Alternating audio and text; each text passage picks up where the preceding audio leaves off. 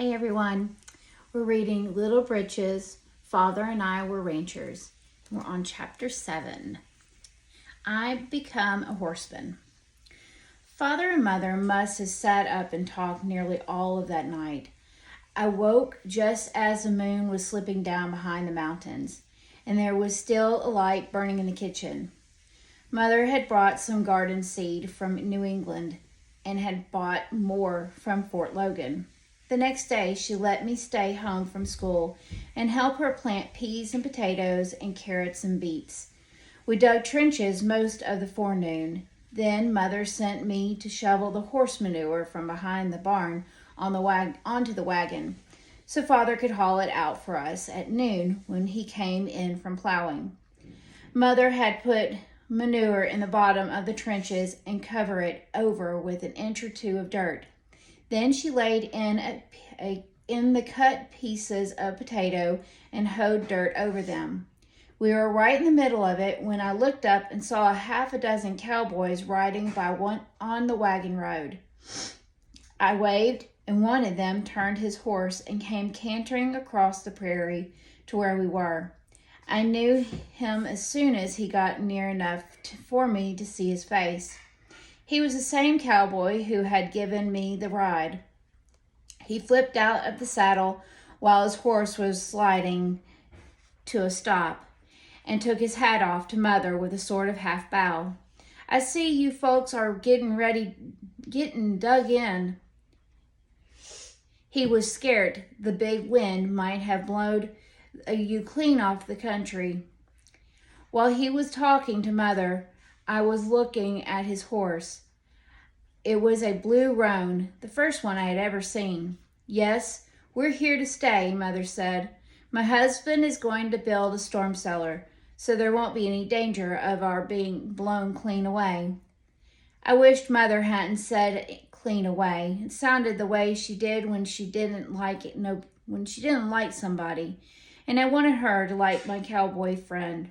I walked around the roan and looked at him from the other side while Mother and my cowboy kept talking. Mother didn't talk much, but the cowboy said, "Lady, you're sure wasting your time burying those here barn cleaning under your spuds. You're due to get tops enough without it. All you got to have for this ground is water, and God help the man that ain't got it." The hair on the blue horse was shinier than it was on Cousin Phil's prints. It rippled like oily water when he moved the muscles under it. To me, it was like a magnet. I had to touch it with my hand, so I stepped up close to his shoulder. Just as I reached my hand up, the cowboy called, "Hey, pardner, watch out. You're on the offside. Come on around here." While I was coming around, he said to Mother, "This old cayuse is clever as a kitten if you stay on the nice side, but he might kick the stuffing out of him over on the offside." He ground tied the roan by just dropping the reins when he got off. He picked them up while he was talking and passed them around the horse's neck. Then he caught me by one arm and swung me into the saddle. "How about a little ride, Puncher?" he asked. Mother thought he was just going to lead the horse around a little with me on it, and she didn't say anything except "be careful" when he was showing me how to stick my feet into the loops of strap that held the stirrups. As soon as I got them in, he passed me the lines and clucked. The roan went off in a smooth, easy canter, and Mother cried, No, he'll fall." My friend laughed and could hear him say, "Aw, shucks, if he falls, the ground'll catch him." It didn't. At first, I held on to the saddle horn with one hand. The ground seemed so much farther away than it did when I was riding the donkey, but I didn't feel a bit as though I was going to fall off, so I let go and waved back to Mother and my cowboy. The only time I was frightened at all was when I went to turn him around to go back. We had gone clear out by the railroad, and I was afraid he might fall down going across. so I pulled on the left rein, but he swung around to the right. For just a second, I thought I was going to take a header, but I kicked out hard with my left foot and was back in balance again. I could see Mother was peeved when we came cantering in. Her mouth was pinched up that way. For just a second, I thought about seeing if I could flip off as my friend did when he came, but the ground was a long way down, and I was scared to try it. Anyway, my feet were stuck in the loops. He reached up and took me off while Mother stood with her hands on her hips. She looked at me like with that look of hers that said, "Come here, young man," and I went. She didn't say a word to me, but her eyes blazed at the cowboy as if she would like to skin him. "You might have killed him," she said. "If he'd fallen off, that horse would have trampled him to death." He just laughed. "No, ma'am, that old pony wouldn't kill nobody. If he'd fell off, old Blue would have just stood there and waited for him to pick himself up. You watch." Then he said to me, "Don't have no trouble with him, did you, little Britches?" I said, "No, only he don't steer very good. I pulled the rein to make him go one way and he went the other." He laughed again. "He's just rein wise and you ain't. That's all. You watch." Then he turned around toward Mother, took his big hat off and said, "You watch too, ma'am, and you'll see how safe he is." He kicked up one leg and flew right into the saddle without ever touching the stirrup. He whistled between his teeth as he went up, and Blue was gone with his feet kicking chunks of sod out behind him. The roan had hardly gone 50 feet before he sat right down on his hind legs and skidded. Then the cowboy made him do more tricks than an organ grinder's monkey. They turned round and round in a circle, and from one side to the other, that it looked like dancing. Then he would round a little way full tilt and be turned around before he got through sliding. I noticed that the cowboy never did pull on either rein. He just held them in his left hand up over the horse's neck, and whichever way he moved his hand was the way the roan went. Then he did one that made Mother and me both squeal. With the pony going lickety-larrup, the cowboy fell right out of the saddle. He lit on the back of his shoulders, turned a half somersault, and came up on his feet. The horse stopped so fast they were standing there side by side, as if they were just waiting for the mailman to come along. The cowboy looked around at Mother and took off his hat. It had stayed on all the way through the somersault. He stepped back into the saddle again and trotted over to where we were. First he said to me, "Catch on, little Britches." Then he took off his hat to Mother again and said, "Hiram Beckham's the name. They call me Hi." As he raced back toward the road, he turned and waved his hat. Mother and I waved back. I could hardly wait for Father to come in from the field to tell him about Hi and his blue roan horse. Father had been plowing way over across the tracks, and I didn't think he'd notice us because he never stopped to look when I could see him. I ran out to meet him when he came and got all mixed up. I was trying to tell him so fast. He put his hand out and rumpled up my hair. I didn't know what he meant, but he said, "I guess you're a chip off the old chopping block. If you understand them, you never have any trouble making them understand you. You did all right on that horse. I knew you weren't afraid by the way he was acting." He walked along a little way. Then he rumpled up my hair again and said, "Your father was proud of you, son." It was the first time he ever told me that, and I got a lump in my throat. Then he told me that Hi might be a little bit of a show-off, but he was a good horseman, not so much because he could fall off and come up on his feet, but because he had been patient in training Blue. He said that Blue wasn't a bit afraid of high, or he wouldn't have handled so smoothly, and that it was the best example he ever seen of complete understanding between a man and a horse. If you want to be a good horseman, he said, the first thing you'll have to learn will be how a horse thinks, and next to think the same way yourself. That Sunday was nice and warm. After the chores were done, Father said, Mame, this is too nice a day to be cooped up in the house. If Fanny hadn't been plowing all week, I'd say let's hitch her up on to the buckboard and take a drive up to the mountains. But she hasn't steadied down yet, is making twice as much work of it as she needs to. So, what do you say? Let's pack up a picnic lunch and go, and a good book. Make a day of it and down by the creek. We all went running around trying to help Mother get ready faster. When we'd have helped more by keeping out from under her feet. By 10 o'clock, the big lunch basket we had on the train was packed, and we were on our way down over the hill to Bear Creek. Father found a place where the creek made a wide curve through a grove of cottonwood trees and tumbled down in a cascade to a deep, clear pool lined with willows.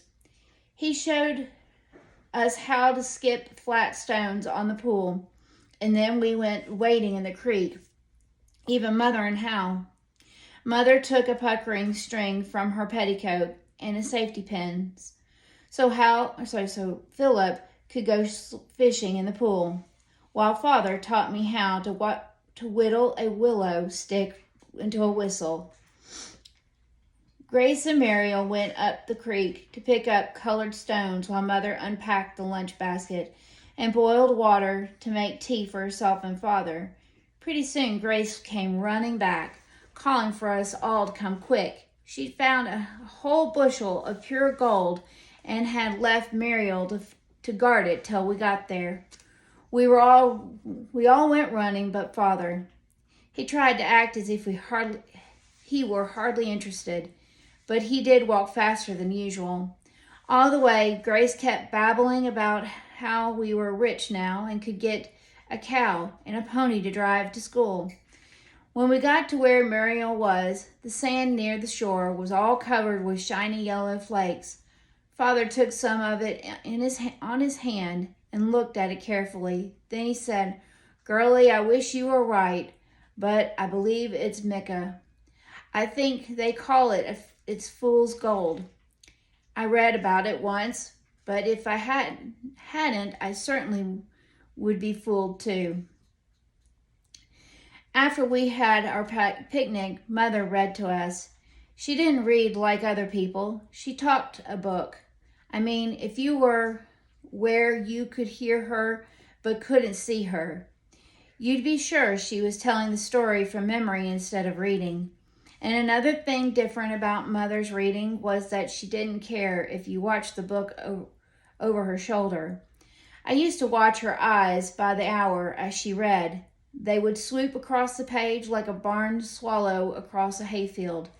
Then she would look up and recite for a full minute before she looked back at the book again. When Mother read, we children had to be quiet and pay attention. We could do most anything we pleased with our hands, like making whistles, stringing dried berries for beads, or playing with dolls. But if one of us whispered, Father would snap his fingers. If he ever got to the third snap, Mother would close the book and we would do something else for a while. I don't remember Mother ever reading anything I couldn't understand, and never heard any of the others say so either. But I don't think many people would have read us the same books she did. That day it was John Halifax, Gentleman. Maybe she skipped spots we couldn't have understood, and maybe some of it drifted over our heads, but at least she remembered the stories she read. I think part of the reason was that We could raise a hand whenever we wanted an explanation of any word or situation.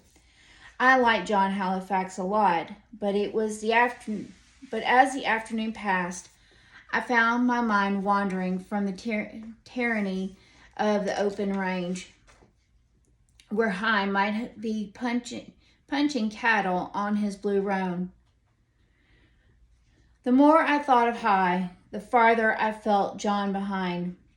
After Mother had explained to our Muriel Joy that Father took her name from that very book, I suggested that maybe I should leave early to get the milk before it was too late. I had my plans all made. If Father said yes, he said it. I started up over the hill in the direction of Altlands, but as soon as I got over the shoulder of the first rise of ground, I headed for home as fast as I could scramble. I got the milk pail and 10-pound lard bucket and set it in the wagon. Next, I untied Fanny's halter rope and let her out there too. I tied her to one of the wheels with less than a foot slack in the rope, so she couldn't back away. Then I got her bridle, took one of the long reins from the driving harness, and fastened an end to each bit ring. But standing in the wagon box, I could reach her head all right, but I was afraid she would run away when I took her halter off. So I first tied the loose end of the rope good and tight around her neck. Fanny was one of those mares that fought the bit, but I didn't know it, nor what to do about it. I guess I expected her to open her mouth wide and wait for me to lay the bit into it. When I showed her the bridle, she tossed her head and pulled back to the end of the rope. I leaned out of the wagon as far as I dared, holding the bit up toward her lips. When I got close, she would bob her head up and down and swing around where I couldn't reach her. As Fanny kept dancing away from the bridle, I kept one eye peeled for sight of the folks coming back from the creek. Usually we would beg Mother to say poetry for us after she had stopped reading. Sometimes she could keep her going for an hour or so, but I was usually the one who did most of the begging. If they had got Mother going on a good long one like Horridus at the bridge, I'd be all right. But if it was just a short one like The Day Is Done, I was sunk. The more Fanny jerked her head around, the madder I got at her, and the more afraid I would get caught before I had a chance to try to ride her. I climbed out a straddle of the wheel and tried to push the bit in between her clenched teeth as her head bobbed. Finally, I remembered that Father talked quietly to her when he made her plow, and decided to try it. I got down and patted her on the shoulder. As soon as her ears were pointed forward, I untied the halter rope and pulled it up easily till I had her chin right up to the wheel tire. Then I tied it tight and climbed back on the wagon. I kept telling her what a nice mare she was as I offered her the bit again. It made no impression. She still kept her teeth locked. My time was running out. Even if it was Horridus, it couldn't last forever. I stuck one thumb in between her lips and gouged down with my thumbnail. That seemed to be something Fanny understood. She opened her teeth and took the bit. I was so excited I forgot to buckle the cheek strap, but grabbed up my bucket and shined over onto her neck. When I had worked my way back to the withers, I untied her neck rope, and we were on our way. I was quite surprised to find that she was easier to ride than the kicking donkey, and her withers were slim enough so that I could get a good knee hold. Fanny didn't canter smoothly like the blue roan, and I didn't have any stirrup straps to balance myself with, but I was still on top when we got to Altlands.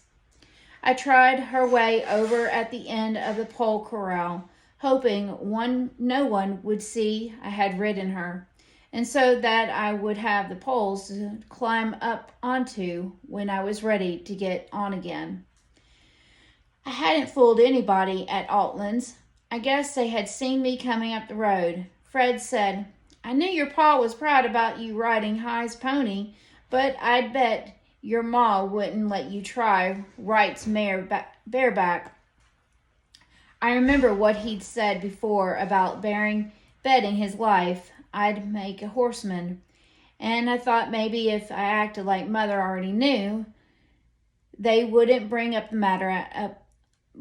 matter up later. So I said, "Oh, she saw me ride High's blue horse, and she knows I'm going to be a horseman. She doesn't care.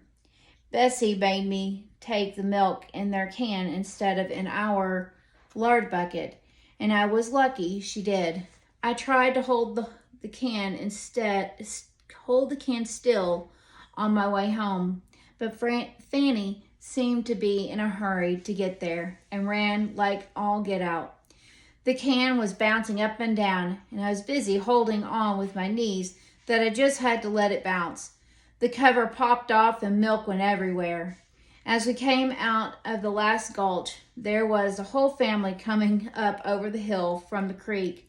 The nerves in my bottom started to tingle, and it wasn't from rubbing on Fanny's back. It was too late to turn back. I knew Father would have seen Fanny, because her feet were clattering on the adobe road like sticks on a snare drum. For just about a second, I thought he might not have seen that I was on her, and then I might be able to dive off like High and come up on my feet. The ground was going by so fast that I was actually afraid to look down, let alone dive off, but I didn't want to admit it. And told myself I'd better not try it because I'd spill the rest of the milk.